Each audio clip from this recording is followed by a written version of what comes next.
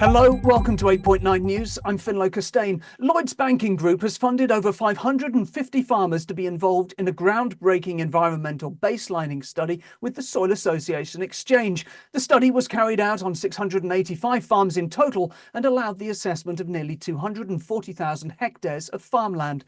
I spoke to Lee Reeves, the UK Head of Agriculture at Lloyds Bank, and I asked him what prompted this investment. Yeah, so we're the largest lender to the sector. We've got 45,000 farms across our books, across Lloyds Bank, Bank of Scotland, and the Agricultural Mortgage Corporation. And so we're invested in the sector, and we want to really make a difference in terms of helping the sector transition.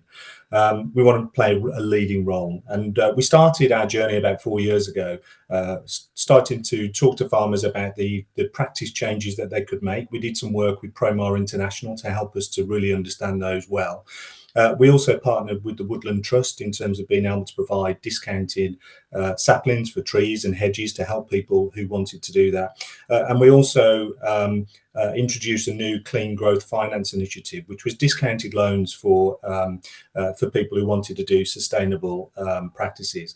But we knew that that wasn't going to be enough. We knew that farmers needed to be more handheld in terms of that, and to really understand what their own baseline positions were.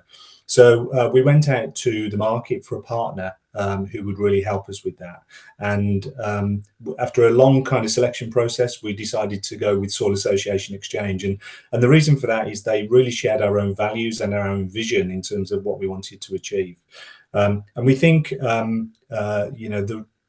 one of the key reasons for that as well was that they were able to provide holistic baselining. So that wasn't just carbon emissions, it was things like water, biodiversity, animal health and safety, the social aspects of the farm, etc. And so, our view is that by understanding that holistic baseline, farmers can take action which won't detriment other parts of the farm when they do that. And in terms of the exchange, a lot of farmers will associate the Soil Association with organic farming, but the Soil Association Exchange bridges the gap, doesn't it, between organic and mainstream? Yeah, I mean, Soil Association Exchange, well, Soil Association has been going for over 90 years.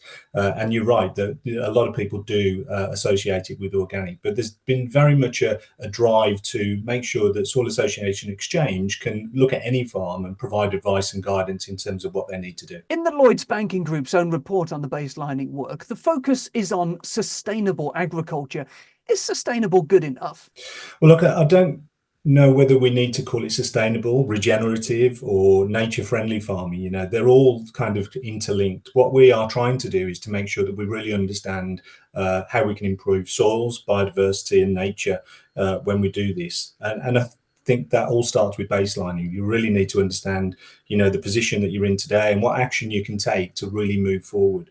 And the results, when people are taking action, we can see that it's improving productivity and it's also leading to more profitability. And 76% of the farmers that have gone through the Soil Association Exchange process have basically said it will make them more profitable. And that's because they can get access to more elements of SFI, and they can get more elements of grants, etc., which will help them to drive their farm forward. We know that some farms are struggling, so some farms that haven't been able to diversify sufficiently over the last few years with the reduction of BPS and the emergence of elms, they're seeing a gap in terms of that profitability. And what we're trying to do here is to give them a way of looking to improve the resilience of their farm and, as I say, improve productivity and profitability. I'd wondered whether Lloyds had carried out research and found that the word sustainable was in some ways still more attractive to farmers than regenerative. No, if anything, sustainable is probably not words that farmers use. They tend to use words around resilience, productivity, profitability. Those are the things that really interest them. The sustainability angle, I think, is certainly it's an industry perspective that, I guess everybody's talking about how can we produce a more sustainable agriculture sector. And I think because of that, that's the word that we chose. The report recognises that UK farmers are facing challenging times. You've mentioned it yourself already. How would you describe those challenges and how will baselining help? Yeah, I mean, it's been a perfect storm over the last 4 or 5 years for agriculture, hasn't it?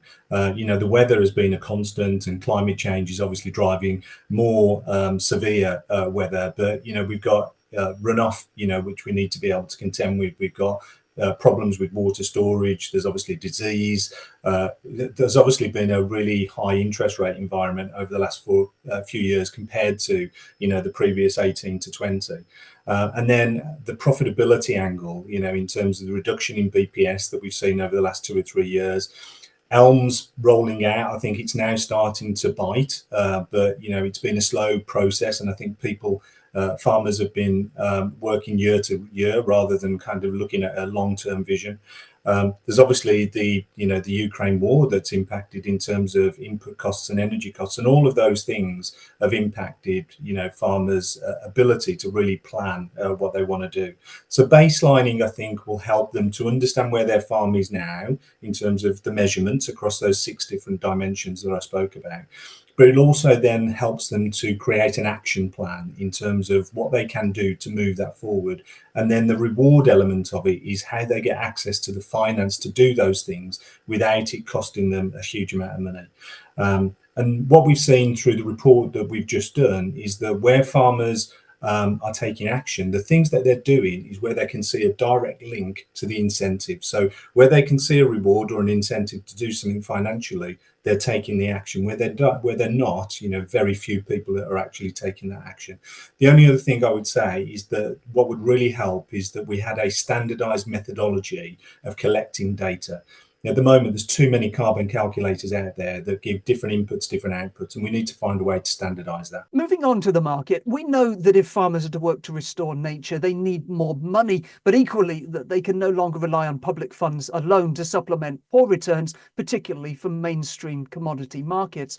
Will the work that you're doing with the Soil Association Exchange help farmers to more confidently access the UK's emerging nature markets? Well, look, we are doing this because we want to make our farmers more resilient. And as I say, that profitability gap between BPS and ELMS, there's definitely need to sort something out there. As I say, 76% of farmers who have used the SACS app are saying that, it will make them more profitable. But, that's still not enough. There's other things that we need to do. That gap between the incentives, the old incentives and the new incentives, I think is causing a problem for farmers. And there's a few things that I think need to happen. Number one is I think the supply chain needs to come together to think about how it can get more money into the hands of farmers. And we need to think about the way that, we can incentivize practice change, in exchange for those supply chain actors to think about how they can use that in terms of reducing their own Scope 3 emissions. So that's one of the ways. The government, I think, needs to play a part. We need a long-term vision, as I've said, to really help farmers understand what they need to do. But in terms of those nature markets, I think there's, some noise around some lucrative opportunity for farmers out there. And I think we really need some guardrails and some guidance to really help with that. I think it's coming. I think the development of the nature market standards, etc., will really help. But I wouldn't be advocating people, be trading carbon or thinking about nature biodiversity credits until we've got a much better framework in place to offer them risk mitigation and guidance. Does the banking sector have a role to play in guiding the development of those guardrails and helping to establish nature markets? Yeah, we'd love to work with the government and others to put those frameworks in place. As I say, I think that probably needs to be part of a longer term vision that, I've been advocating, that we're happy to work with the government on. Through the partnership, Lloyds is also supporting a new cross-supply chain model called Exchange Market. Can you tell me a bit more about how that's going to work? Yeah, of course. So we're doing this in conjunction with Soil Association Exchange and a company called Finance Earth. And it's effectively a supply shed model where different actors across the supply chain come together to provide pooled funding to enable farmers to change their practices. So the way that it will work is that we'll get, let's say, a pilot of 80 to 100 farmers where we talk to them about the practice changes that we want to see, and we'll give them a selection that they can make choices on. And then based on the selections that they choose, they then get a payment up front for the practice change, and then an annual payment over, let's say, a 4-year period in terms of ongoing verification of those practice changes, so that we can see that they're happening. And the way that I think we're looking to do this is probably choosing arable, because it's probably one of the more difficult ones to do, but really thinking about how we can use that supply shed approach to really think about scaling this across the industry. There's lots of different other examples that are out there, but the supply shed approach is the one that we think is really going to help the industry to transform. And just finally, the UK banking sector as a whole has been criticised for failing to support the rapid growth in regenerative agricultural innovation, particularly among smaller farmers.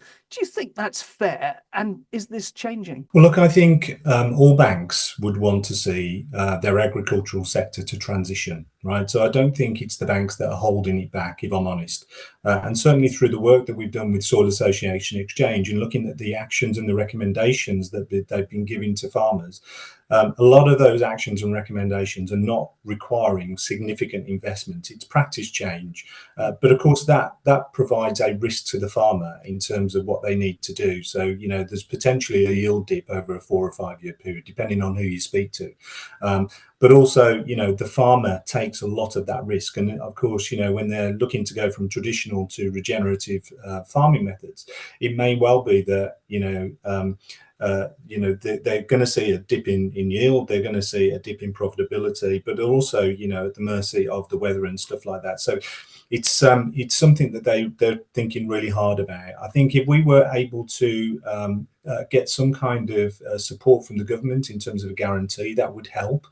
It'd help them to take action, but it would also help the banks to support them through that financing where they need financing to do that. So I think we're ready to support, with lending, as most of the institutions will be. The biggest thing for us is that we can see a way for the farmer to pay back the money and to service the debt, while they're going through that transition. And if we can do that, then I think, we will be able to support that transition. We're all keen to do that. So do you mean that to an extent you're looking to government to underwrite some of those loans? So it's an option that we have put forward as one of the things that we think, for the changes over that 4 or 5 year period where we've got a dip in profitability, that creates more risk for the farmer, but it also creates more risk for the financial institution. So we think that would help to get more people to take the plunge into transition. Do you think there needs to be something like the National Infrastructure Bank to support the transition and to back lending arrangements in the private sector? I think we can do it. We can do it through the traditional banks. I don't think it's impossible to do that, but we just need the right tools and the right mechanisms to support. That was Lee Reeves from Lloyds Banking Group. More news as ever on our website 8.9.com. That's all for now. We're back soon. Thanks for watching.